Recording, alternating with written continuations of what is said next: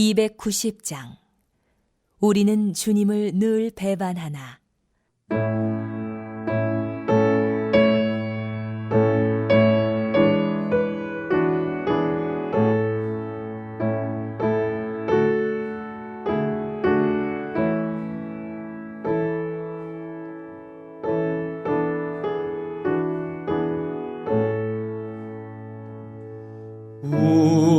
우리는 주님을 늘 배반하나 내 주 예수 여전히 날 부르사 그 참되신 사랑을 베푸시나니 내 형제여 주님을 곧 따르라. 주 널 위해 비네 주 널 위해 비네 주 널 위해 비네 항상 비시네.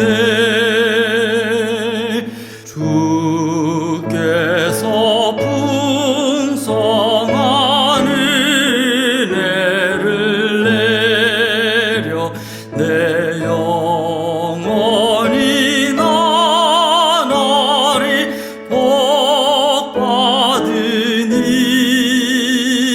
주 예수를 너희도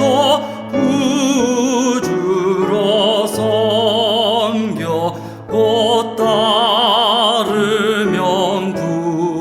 풍성한 복 받겠네. 주 널 위해 비네 주 널 위해 비네 주 널 위해 비네 항상 비시네.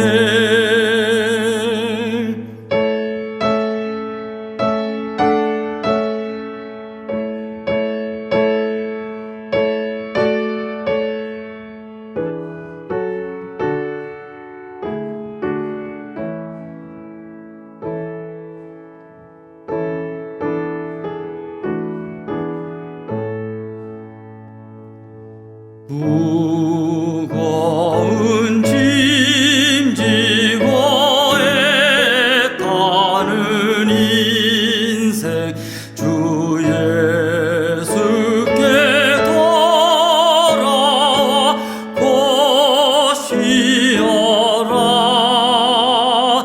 내 주 예수 너희를 돌보실 때에 참 복락과 니가 넘치겠네.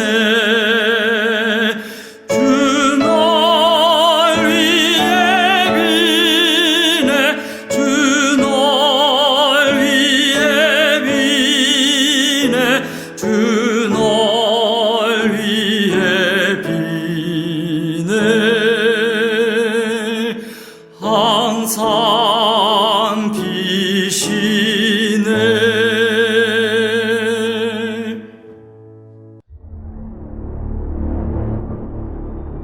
여호와께서 이르시되 패역한 자식들은 화 있을진저 그들이 계교를 베푸나 나로 말미암지 아니하며 맹약을 맺으나 나의 영으로 말미암지 아니하고 죄의 죄를 더하도다. 그들이 바로의 세력 안에서 스스로 강하려 하며 애굽의 그늘에 피하려 하여 애굽으로 내려갔으되 나의 입에 묻지 아니하였도다.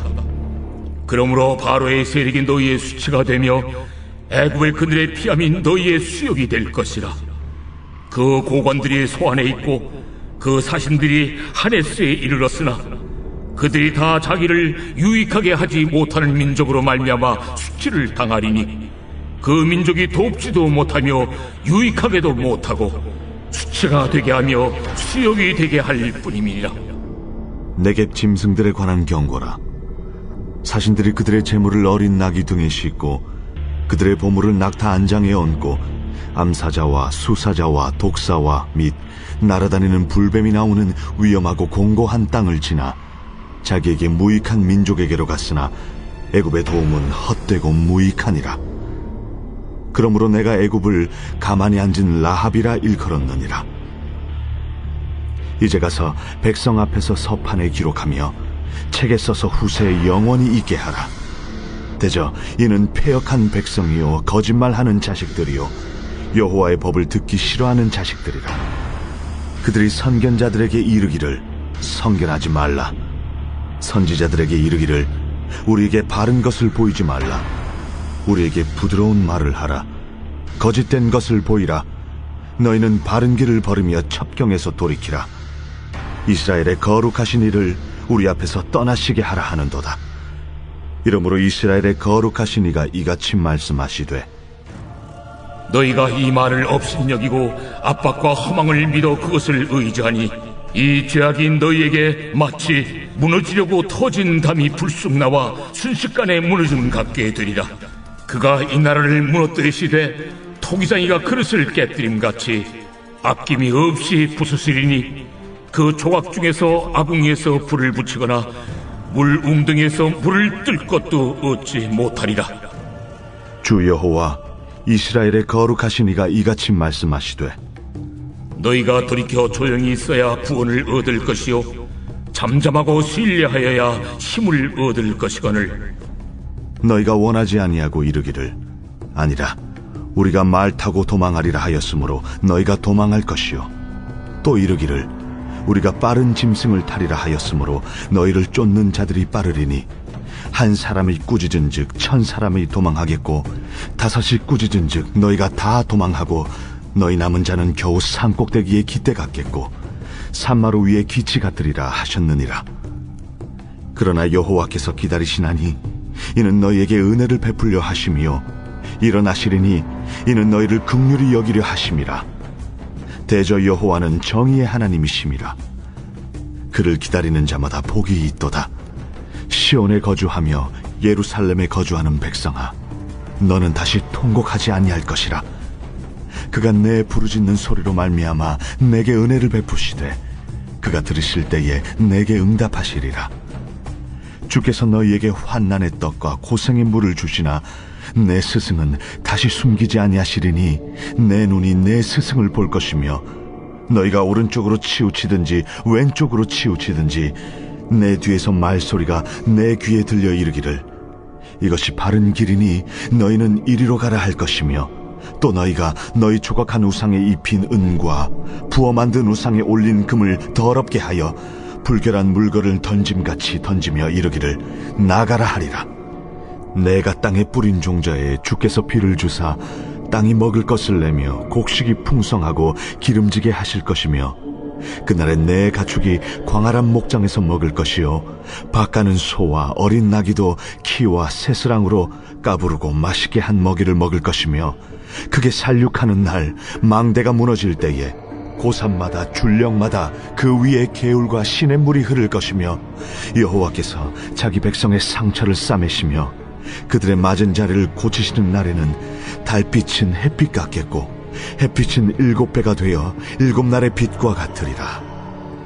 보라, 여호와의 이름이 원방에서부터 오되 그의 진노가 불붙듯 하며 빽빽한 연기가 일어나듯 하며 그의 입술에는 분노가 찼으며 그의 혀는 맹렬한 불 같으며 그의 호흡은 마치 창일하여 목에까지 미치는 하수 같은즉 그가 멸하는 키로 열방을 까부르며 여러 민족의 입에 미혹하는 재갈을 물리시리니 너희가 거룩한 절기를 지키는 밤에 하듯이 노래할 것이며 피리를 불며 여호와의 산으로 가서 이스라엘의 반석에게로 나아가는 자같이 마음에 즐거워할 것이라.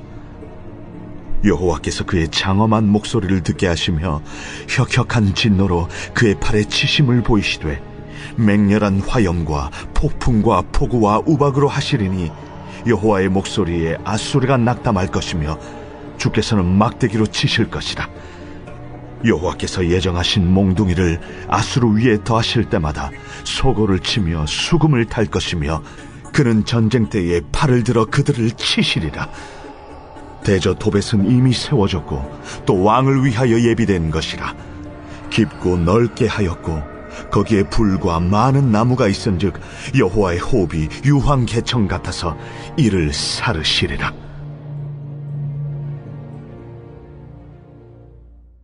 어떤 육아 전문가는 자녀 양육의 궁극적인 목표가 자녀의 건강한 독립이 되어야 한다고 말합니다. 자녀가 부모의 품을 떠나서도 모든 영역에서 스스로 독립하여 살아갈 수 있는 사람으로 성장하도록 도와야 한다는 것입니다. 그러나 하나님께서 자녀된 우리를 양육하실 때는 조금 다른 뜻을 가지고 계신 듯 합니다. 우리의 아버지 되시는 그분은 우리가 언제나 어디서나 평생토록 하나님만 의존하는 자녀가 되기를 원하시기 때문입니다. 사실 기독교 역사는 이렇게 자녀를 세워가고자 하는 하나님 아버지의 열렬한 사랑의 역사라고 할 수 있을 것입니다. 오늘 본문에서도 자녀된 우리가 하나님 아버지만 의존하도록 사랑 가운데 역사하시는 하나님의 세 가지 모습들을 볼 수 있습니다. 첫 번째로 하나님께서는 죄를 지적하심으로 자녀된 우리가 하나님 아버지만을 의존하도록 하십니다. 오늘 본문 속 유다는 떠오르는 강대국인 신아수르가 침략할지도 모르는 긴장 속에 있었습니다. 그 위기 속에서 유다는 당연히 구원의 능력이신 여호와만을 믿고 의지해야 했으나 오히려 다른 나라를 의존했습니다. 선지자 이사야는 여호와께서 이러한 유다 왕국에 가지고 계신 뜻을 대언하는데 먼저는 죄를 선언합니다. 본문 1에서 11절에서 유다의 죄를 지적하는데 그 첫 마디가 매우 매섭습니다. 유다가 패역한 자식들이라는 것입니다. 유다는 타국을 의존하는 것이 하나님의 뜻이 아님을 알면서도 애굽의 반아수르 동맹을 맺기 위한 사신을 보낸 듯합니다. 하나님은 이를 죄라고 말씀하십니다. 위기 상황에서 하나님께 묻지 않고 한때 종살이했던 애굽을 의지하는 것은 참된 피난처 되시는 하나님 아버지에 대한 파렴치한 배신이기 때문입니다. 이에 이사야는 애굽이 오히려 유다에게 수치와 치욕만 안길 것이라 경고합니다. 그리고 실제로 애굽은 아수르에 패하여 유다를 도울 수 없게 되었습니다. 그러므로 많은 선물을 싣고 사나운 짐승들이 출몰하는 땅을 지나면서까지 애써 애굽에 가는 것은 헛고생이 될 것이라 말합니다. 그 당시 고대 신화에 나오는 힘센 괴물을 라합이라고 불렀는데요. 이사야는 그 라합과 같은 거대한 애굽도 아수르 앞에서는 가만히 앉은 라합과 같이 무익한 존재가 될 것이라 덧붙입니다.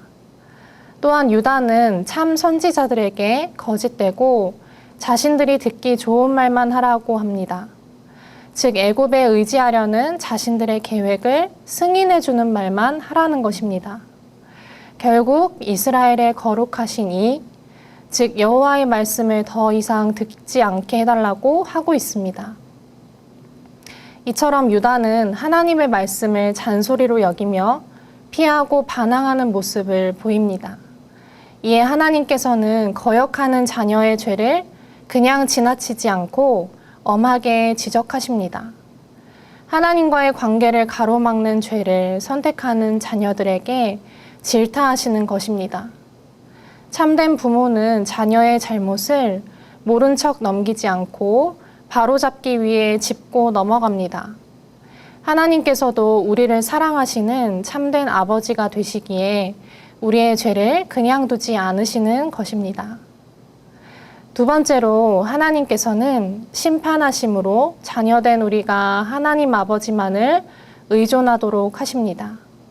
로마서 6장 23절이 말씀하듯이 죄의 삭은 사망입니다. 죄는 반드시 그 대가를 치르게 합니다. 본문 14에서 17절에서 하나님께서는 패역한 자식들인 유다의 아수르를 통한 멸망을 선포하십니다.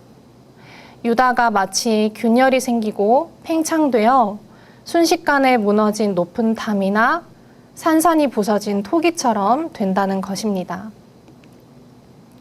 유다는 스스로 구원하기 위해서 분주하게 뛰어다니지 않고 이사야의 예언과 같이 잠잠히 하나님만 신뢰해야 했습니다. 그러면 승리를 얻었을 것입니다. 하지만 유다는 말을 타고 도망가는 길을 택했고 결국 그들보다 더 빨리 쫓는 자들에게 붙잡힐 운명에 처하게 되었습니다.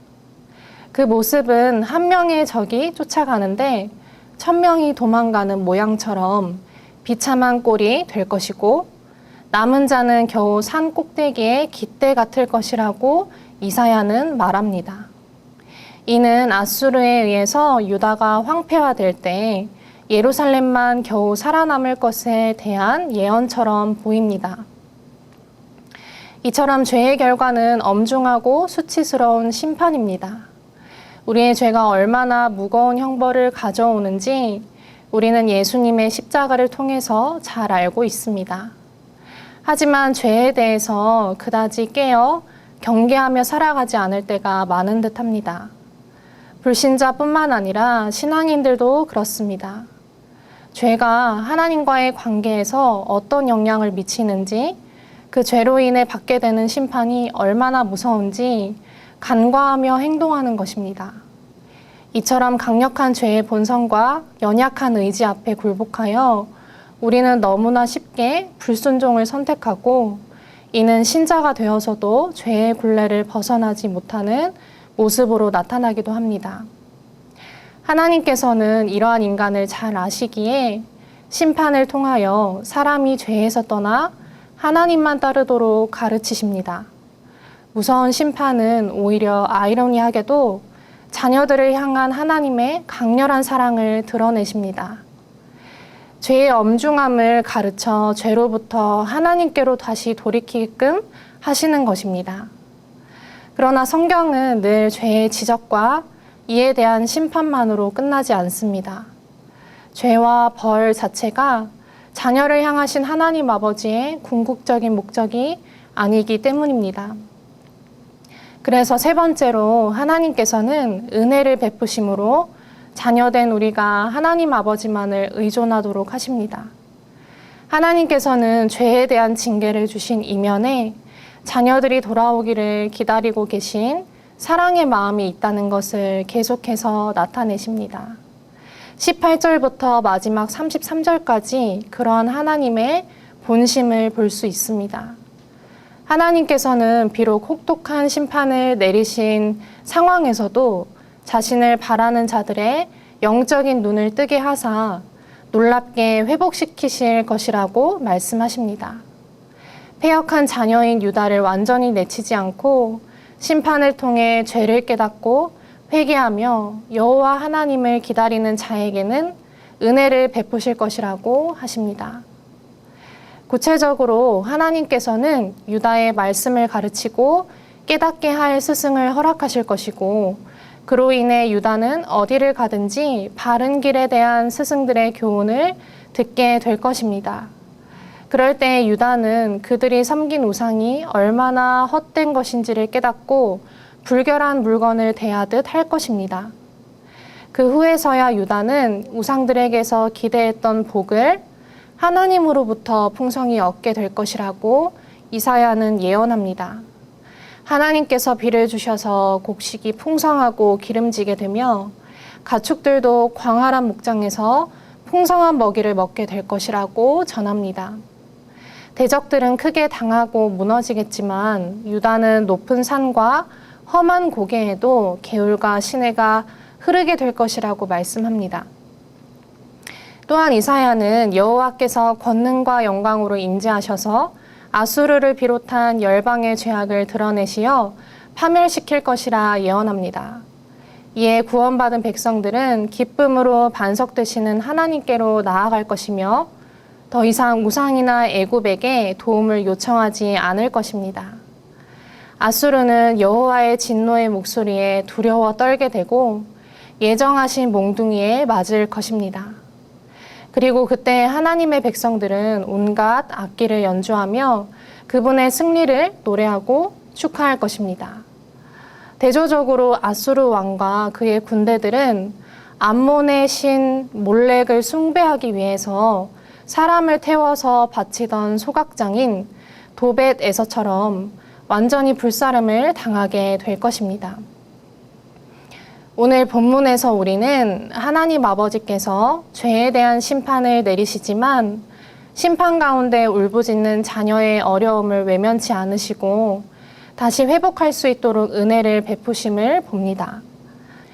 타락한 세상에 우리는 존재론적 죄인이라 죄를 지을 수밖에 없고 그 죄는 완전한 멸망으로서 대가를 지불해야 마땅하지만 하나님께서는 거기서 우리의 운명을 끝내시지 않으셨습니다. 자격 없는 죄인인 우리에게 먼저 다가와 예수 그리스도의 보혈로 다시금 거듭나게 하시는 은혜와 사랑을 부으셨습니다.